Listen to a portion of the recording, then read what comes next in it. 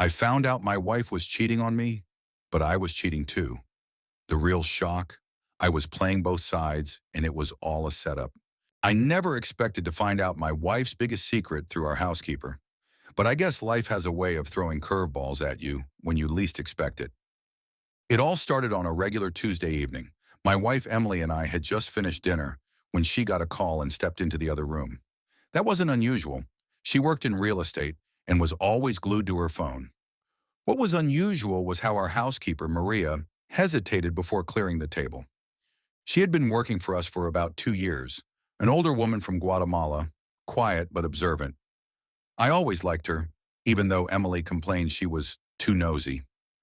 That night, though, Maria wasn't her usual self.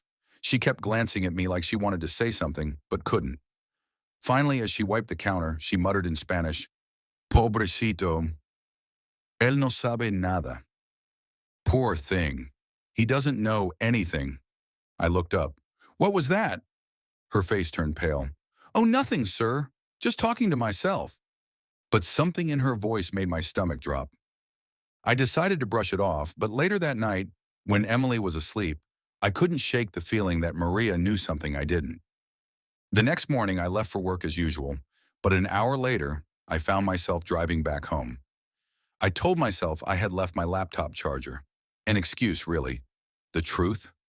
I just had to know if Maria had something to tell me.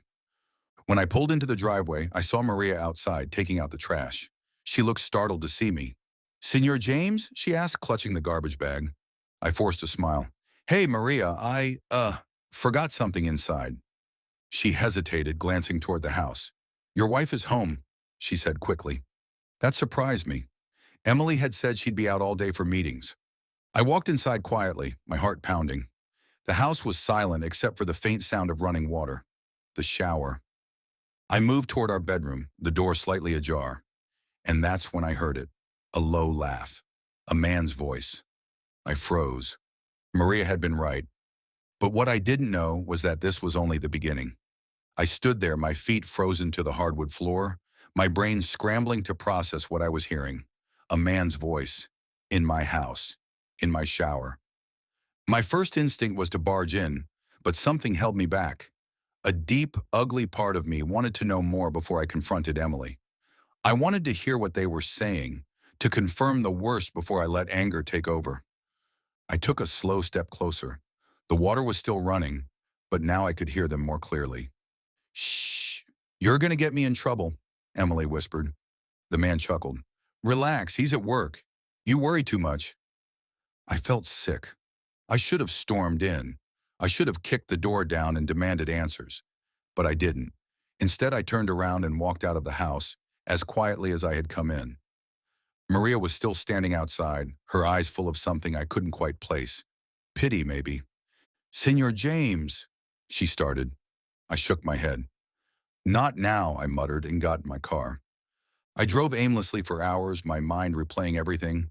Every late-night business call, every weekend work trip, every moment I had ignored the little nagging feeling in my gut.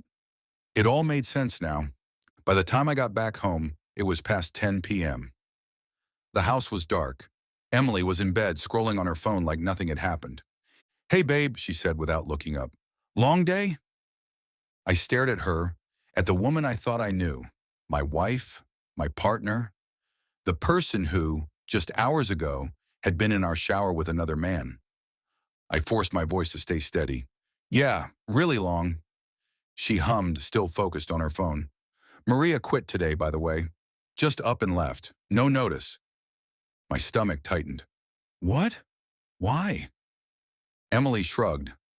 I don't know. She was acting weird. Kept saying something about how she couldn't be part of this anymore. Honestly, she was always kind of dramatic. I clenched my jaw. Maria knew. She had known for a while, and she had tried to warn me. Emily finally put her phone down and looked at me. What's wrong? You look off. I forced a smile. Just tired. She studied me for a moment before turning off her bedside lamp. Okay, sleep tight. And just like that, she rolled over and went to sleep, like nothing had happened. The next morning, I called in sick to work. I wasn't going to let this go. I needed to find out who he was. Emily left for a meeting around 10 a.m. The second she was gone, I went through her things. I started with her phone, but of course she had a password I didn't know. Her laptop also locked. But then I remembered something. Emily was terrible at hiding things. She was smart, sure, but she underestimated me. So I checked her iPad. And just like I hoped, it was synced with her iPhone. No password needed. I opened her messages and scrolled. And there it was. Him. His name was Adam. The text went back months, maybe even longer. Can't stop thinking about last night. He doesn't suspect anything, right? You always say you'll leave him, but you never do. My hands were shaking as I scrolled. Some messages were intimate.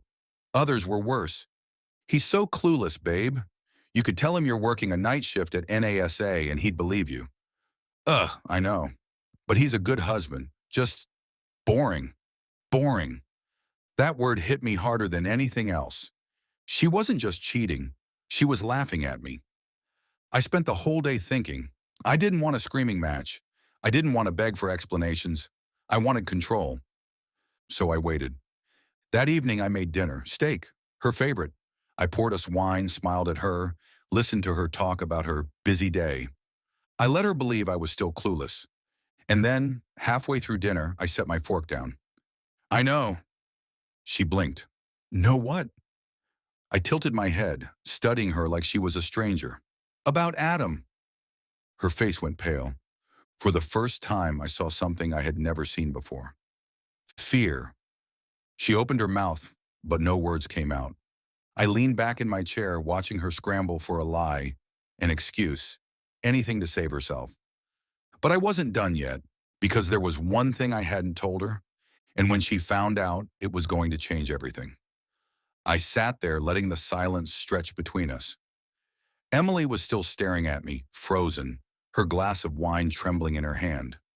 For a moment, I almost felt sorry for her, but that feeling quickly passed. The damage was already done, and I was no longer interested in her excuses. I know about Adam, I repeated. She finally managed to croak out a response. What? What do you mean? You're a terrible liar, Emily. I know everything. Her eyes darted around and she opened her mouth to speak, but I raised my hand. Don't. I've read the messages. I know about your affair, how long it's been going on, and how you've been making a fool of me for months. I saw her swallow hard. She took a deep breath, then exhaled slowly, the realization sinking in. The air between us felt heavy, thick with betrayal. But I wasn't finished. Not yet. You're right about one thing, I said, watching her face closely. You don't know anything about me. She frowned, her voice shaking. What are you talking about? I stood up slowly, walking over to the kitchen counter where I'd left a small box. It was nothing special, just a plain, unremarkable box. But it contained everything she needed to know about me. I turned back to her. You've been so focused on Adam, on keeping your little secret, that you forgot I've had one of my own, a much bigger one. I opened the box and placed it on the table between us. Emily looked at it nervously, not knowing what to expect. Inside there were several photographs of me with her. She gasped, "What is this?" I smiled darkly. Meet the real reason I didn't suspect anything. Emily's eyes widened in disbelief as she stared at the photos. I could tell she was struggling to process it, so I helped her out. That's my mistress, Emily. Her name is Sarah. And you know what? I've been seeing her for a year. Her face drained of color. No, this isn't true. This isn't real. It is, though, I said calmly, my voice steady.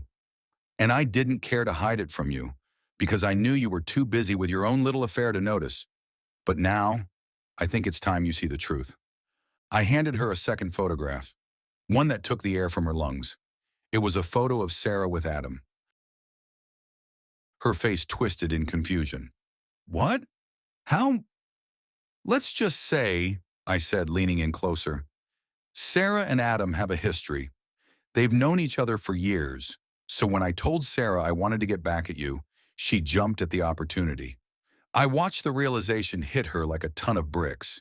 She had thought she was playing me, But in reality, I'd been playing her all along. I don't understand, she whispered, her voice barely audible. You, you knew? I nodded. I knew. I just didn't care. You see, Emily, while you were busy in the shower with your handsome young man, I was having my own fun, and I knew exactly how it would unfold. I watched her crumble in front of me, the facade of the perfect marriage she had worked so hard to create coming apart at the seams. But here's the kicker. I wasn't done yet. I pulled out one final photograph from the box. This one wasn't of Sarah or Adam or even me. It was of Maria, our former housekeeper. She had been taking pictures for months, watching us, documenting every single moment, every glance, every secret meeting, every conversation. I leaned in again. You see, Maria was never just a housekeeper. She was my spy. Every move you made, every lie you told, she reported back to me. Emily's face turned ashen. You had her spy on me? I smiled softly. No, Emily. I had her spy on both of us. Maria wasn't just working for us. She was working for me, and she had been from the very beginning. At that moment, Emily collapsed into her chair, the weight of everything crushing her. Her world had just shattered into a million pieces. But here's the final twist. The real reason Maria had quit that day, the real reason she had left without notice, wasn't just because she had become tired of us. It was because she knew everything. And in her last report to me, she'd made something very clear. She wasn't leaving because of guilt. She was leaving because she had already found someone else. Someone new. Someone who would take her away from this mess. And that person, Emily, was your Adam. Thanks for watching. Don't forget to subscribe and hit notifications. And if you like this video, press like button. See you in next Deep Reddit videos.